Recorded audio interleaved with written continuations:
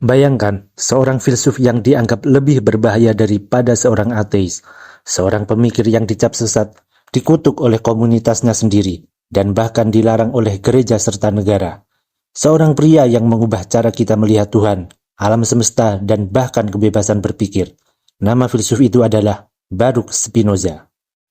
Baruch Spinoza, mengapa pemikirannya begitu mengancam bagi zaman itu? Mengapa ia dijuluki filsuf paling berbahaya? Dan bagaimana gagasannya yang sempat ditolak kini menjadi dasar bagi pemikiran modern? Mari kita telusuri kisahnya. Baruch Spinoza lahir pada tahun 1632 Masehi di Amsterdam, Belanda. Ia berasal dari keluarga Yahudi yang telah lama menetap di sana setelah terusir dari Spanyol dan Portugal akibat inkuisisi. Pada masa itu, Amsterdam adalah salah satu pusat kebebasan berpikir di Eropa. Tetapi komunitas Yahudi tetap berada di bawah tekanan untuk menjaga ajaran agama mereka tetap ortodoks. Spinoza yang sejak muda menunjukkan kecerdasan luar biasa, belajar teks-teks agama Yahudi secara mendalam. Namun, berbeda dengan kebanyakan orang di sekitarnya, ia mulai mempertanyakan ajaran-ajaran itu. Hingga pada usia 23 tahun, ia dikeluarkan dari komunitas Yahudi dengan sebuah fatwa ekskomunikasi serem yang sangat keras. Ia dikutuk sebagai heretik dan bahkan dilarang berbicara dengan siapapun dari komunitasnya. Tapi mengapa? Apa yang membuat pemikirannya begitu berbahaya? Spinoza menulis karya monumentalnya, Etika, yang berisi gagasan-gagasan yang sangat radikal untuk zamannya. Salah satu pemikirannya yang paling mengejutkan adalah tentang Tuhan.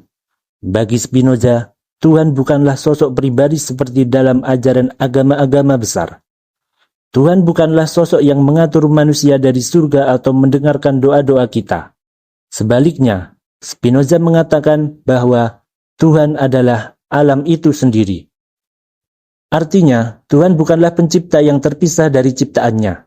Tuhan dan alam adalah satu dan sama, Deus sive natura, Tuhan atau alam. Pemikiran ini menghancurkan pandangan tradisional tentang Tuhan sebagai sosok personal. Ini berarti bahwa tidak ada keajaiban atau intervensi ilahi.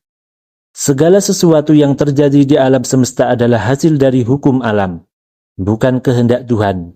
Manusia tidak memiliki kehendak bebas dalam arti tradisional, karena semua peristiwa terjadi berdasarkan hukum alam. Pandangan ini membuat marah kaum agama baik Yahudi maupun Kristen. Karena bagi mereka, ini sama saja dengan menyangkal Tuhan yang Maha Kuasa. Selain konsep Tuhan yang revolusioner, Spinoza juga memiliki pandangan yang sangat unik tentang manusia. Menurut Spinoza, manusia bukan makhluk yang memiliki kehendak bebas dalam arti absolut. Setiap pemikiran, perasaan, dan tindakan kita terjadi karena sebab-sebab tertentu yang dapat dijelaskan secara rasional. Misalnya, ketika kita marah atau sedih, itu bukan karena iblis menggoda kita, atau karena kita memiliki jiwa bebas, tetapi karena ada faktor-faktor yang mempengaruhi keadaan pikiran kita, baik secara biologis maupun lingkungan. Namun, bukan berarti kita tidak bisa mencapai kebebasan. Bagi Spinoza, kebebasan sejati bukan berarti bertindak sesuka hati, tetapi memahami hukum alam yang mengendalikan kita. Ketika kita memahami bagaimana dunia bekerja, kita bisa mencapai ketenangan batin dan hidup selaras dengan alam. Ini mirip dengan konsep pencerahan dalam filsafat timur. Dalam hal moralitas, Spinoza juga sangat berbeda dengan pemikiran agama. Ia tidak percaya pada dosa atau pahala dari Tuhan. Ia tidak percaya pada surga dan neraka. Ia percaya bahwa kebahagiaan tertinggi datang dari pemahaman rasional tentang dunia. Bagi Spinoza, etika bukanlah tentang menaati aturan-aturan dogmatis, tetapi tentang hidup sesuai dengan akal sehat dan pemahaman yang benar tentang realitas.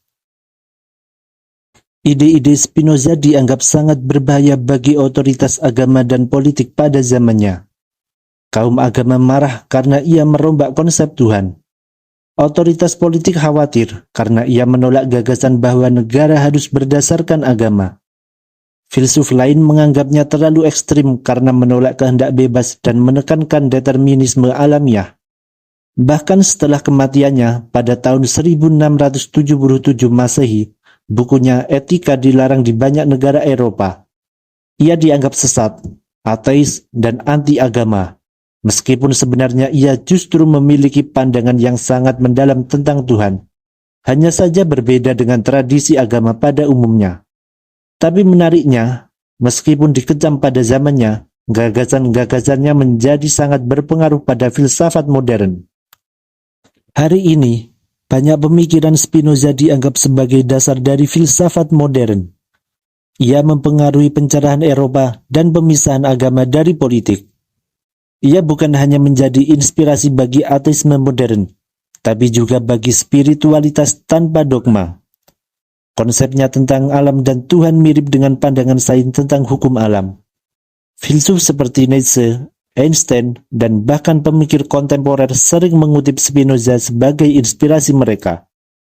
Jadi, apakah Spinoza benar-benar filsuf paling berbahaya? Ataukah ia justru adalah salah satu pemikir paling visioner dalam sejarah? Apa pendapat kalian? Tulis di kolom komentar.